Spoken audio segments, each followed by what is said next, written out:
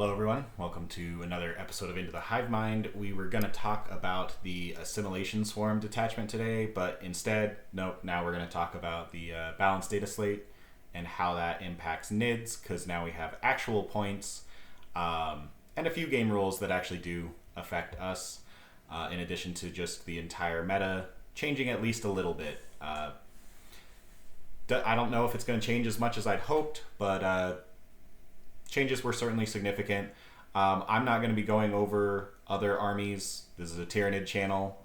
There are plenty of people doing full reviews for other armies, but I'm just going to talk specifically how this impacts Tyranids.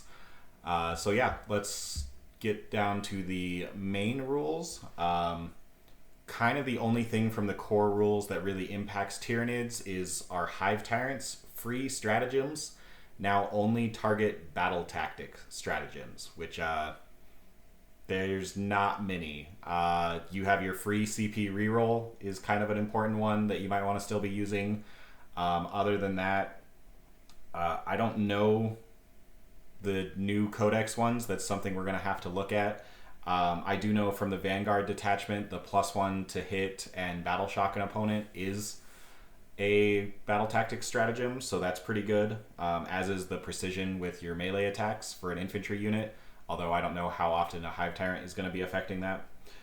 And then for the Synaptic Nexus or Hive Nexus detachment, the Armor of Contempt stratagem is probably the most valuable one and is a battle tactics strat, so you at least still have that, so Hive Tyrants are probably still worth it in that detachment.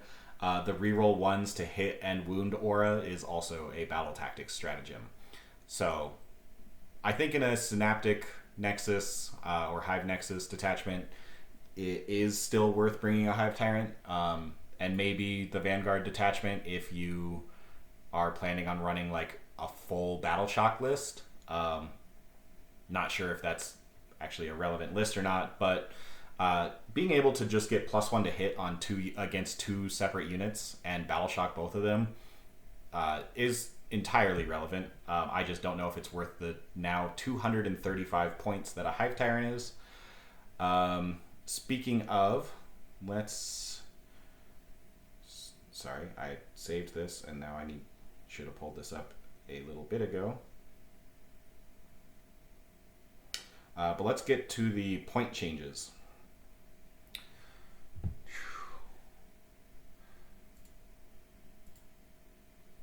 So, Tyranid point changes. Let's just kind of go down the list with a brief thought process. First is Biovores went up to 75. This is an additional 10 on top of the jumping up to 65 from their previous nerf. They're expensive. We're definitely not spamming these anymore, especially with the nerf for them going down to 1 Spore Mine each, or 1 Spore Mine per turn. So I think you probably still throw 1 Biovore in your list for 75 points and get secondaries from it, but now Rippers are looking like a very strong alternative, and maybe we're not playing fixed objectives at all anymore. But yeah, Biovores are up to 75. Harpy, the other guy that spawns Spore Mines, we thought maybe he went down 65 and became a potentially reasonable price only in a Vanguard where it can actually come in turn 1, and nope, it's at 215 now. So Biovore's at 75, Harpy at 215. You're never going to see a Harpy. That's way too high priced. Broodlord and Deathleaper, both of those characters went down 10 points each. I don't know if that's worth it on a Broodlord for 90, maybe. But Deathleaper down to 70 points. I think Deathleaper's fantastic. Definitely worth 70 points. He did keep his 4-up invuln as far as I'm aware. So for 10 points more than a regular Lictor, yeah, still phenomenal. Take Deathleaper. Gene Stealers, they went down 5 points to 85. So as opposed to the Tyranid Codex putting them up 5 points, they're actually down 5 points, which is great. I was a little worried that they got nerfed and went up points. They went down points, but they got a pretty big nerf to their wound ability, being reroll 1s to wound on an opponent against an objective. instead of reroll all wounds. That is obviously a huge nerf, so I'm not sure if Gene Stealers are worth it, and if they are, it's probably not with a Broodlord anymore, unless you have a serious enhancement that you really want to give the unit. But I think Gene Stealers by themselves, they're not bad, especially in a Vanguard detachment where they can advance and charge again. Yeah, they might see play with that 85 points for 5, 170 for 10. Hive Guard, they went up 10 points for 3 models, 20 points for 6. I don't know why. Cool. Now they're staying on the shelf even more. Some people were having some play with shot cannons, Hive Guard.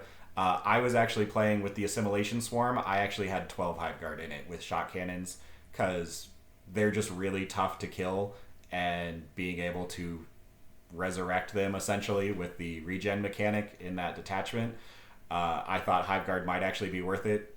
Now they went up, I guess, only 3 points a model, but still, just I don't know why. Whatever. Hive Guard are still paying for their sins.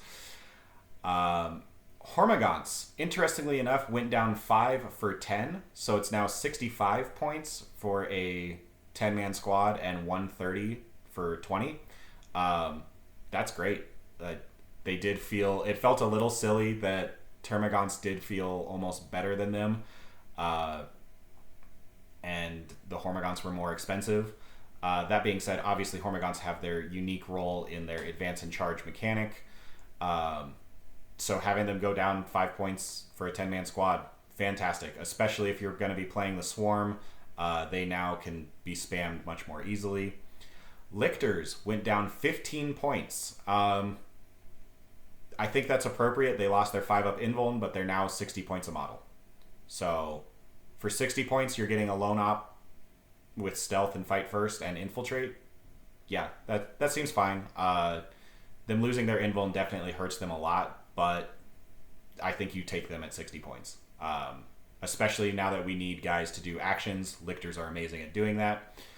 Maliceptor went up 5 points. This is fine. Maliceptor is one of our best units. It going up 5 from 165 to 170, totally fine. Neurolictor went up 5 points to 65, so hasn't even seen the table yet and went up 5 points. Again, this is fine. 65 points is a steal for a lone op that has a battle effect with infiltrate, and the Neurolictor has a 4-up invuln. So for 5 more points, you can have a 4-up invuln Lictor that's slightly worse in melee. But again, you're not taking them for their damage, so Neurolictors are great. I'm planning on taking probably 2 in every list, 3 in some. Norn Assimilator went up 5 points to 310. Hasn't even seen the table yet. 310 is definitely pricey. Although with point hikes on all of our monsters, it's actually becoming a little more appealing. We'll see. Norn Assimilator, it can have use because it is actually a melee monster that is strength 12, only with 4 attacks, but strength 12 AP 3 is a huge glow up from strength 9 AP 2, which is what all of our other combat guys are other than old One Eye. So the Assimilator might be worth it. Time will tell. Norn Emissary went up 5 to 290. I guess fine. I mean, 285 and 290 aren't really that big of a difference. We'll see how worthwhile both those Norns are. I think Norn Emissaries are probably more likely to be taken than the Assimilator just because of the 4-up invuln. But now with the change to Devastating Wounds, 4-up invuln might not be nearly as relevant. Most of the big AP4 stuff did go up for Eldar. But on the flip side, Wraithguard are now... Eldar are still going to be top dogs, and it's just going to be with Wraithguard. So having a 4-up invuln against that is going to be very important. So I do still think every list probably wants one Norn Emissary, is what I'm thinking. But again, time will tell.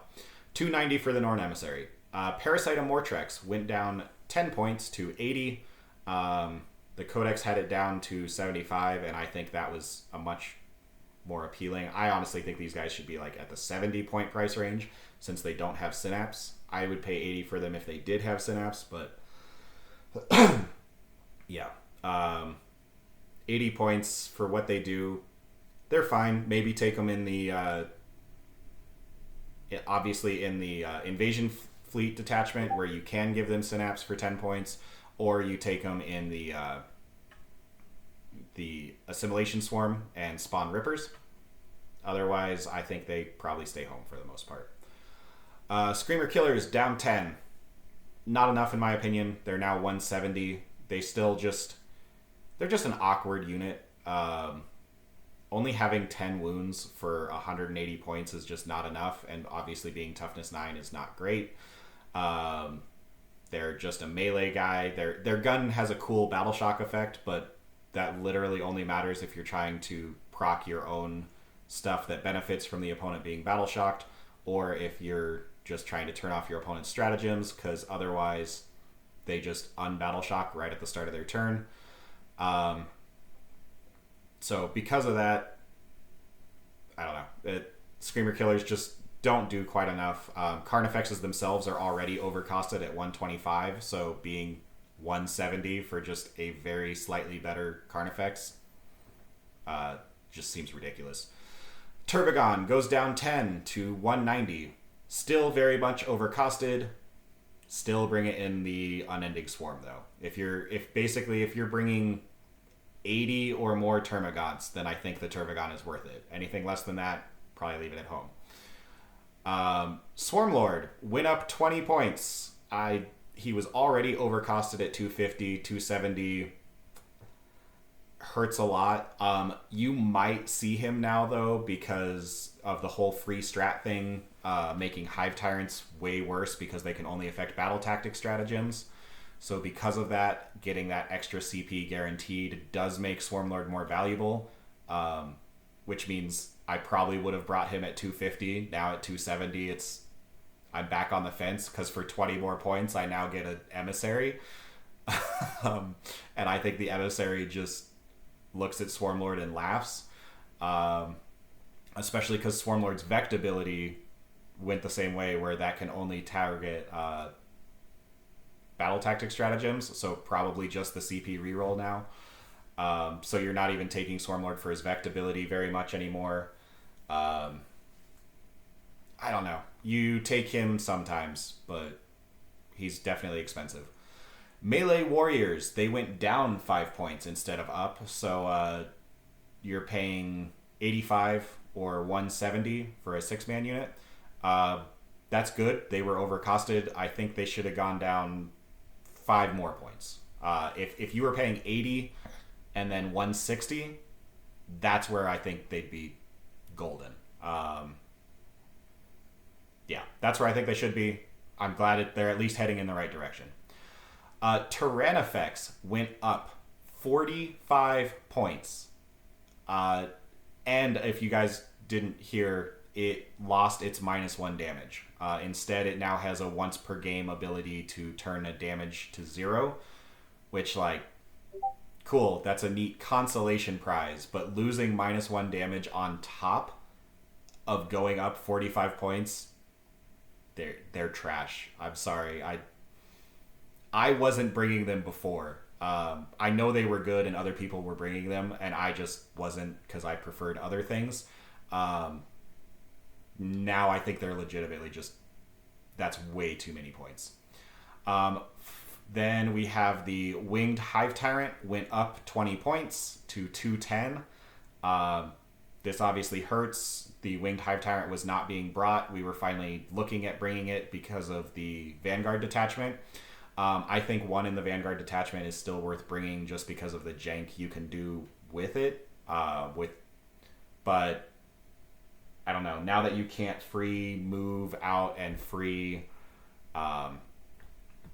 give yourself lone op, that makes it, there's a lot less jank that I hadn't even gotten to do yet that you can perform. So 210, same kind of thing. You'll bring him in specific lists, but it's definitely expensive, and there's a lot less incentive to bring him now that his strats only affect battle tactics. Winged Tyrannid Prime went down 15 points. At 65, again, I think these guys are now worth it. 60 is where I would definitely bring them. 65 is, I think, right where they probably should be to make it where, yeah, I think I want this.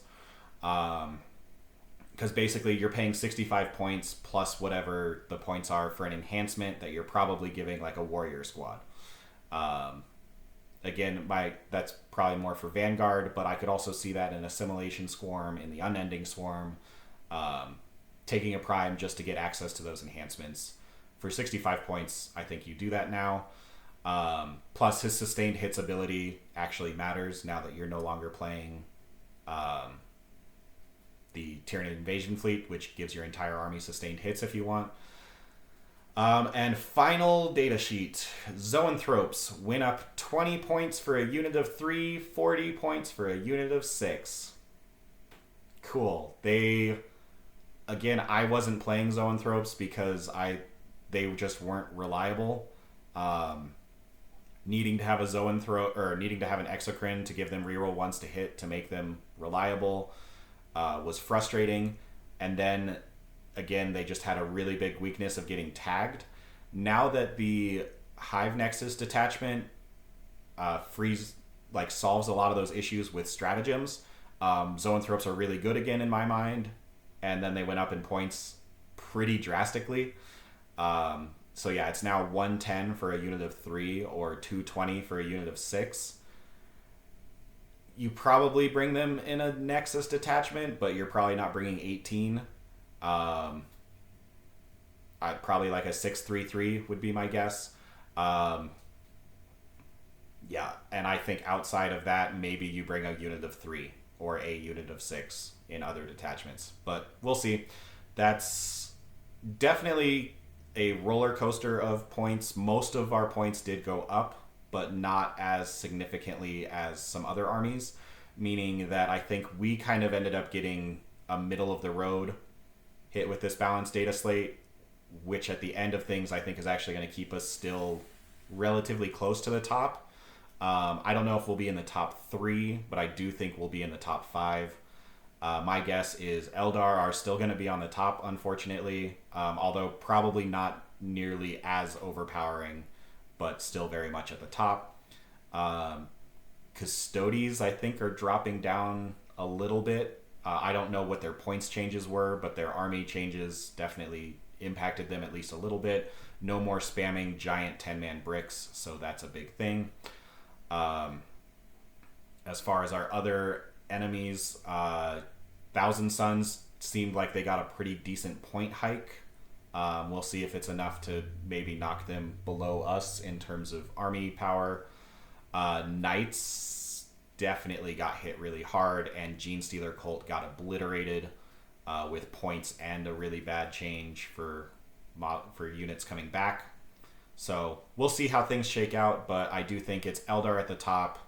Orcs actually got a really big buff, and they might have just jumped us, funnily enough.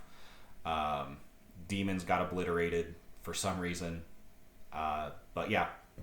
So I think Nids are in the top 5, maybe hovering around that 3rd best army is how it's looking to me at an initial glance. We will see how things shake out. I'll be making an Assimilation Swarm video either later today or tomorrow. So talk to you guys then. Thanks for watching.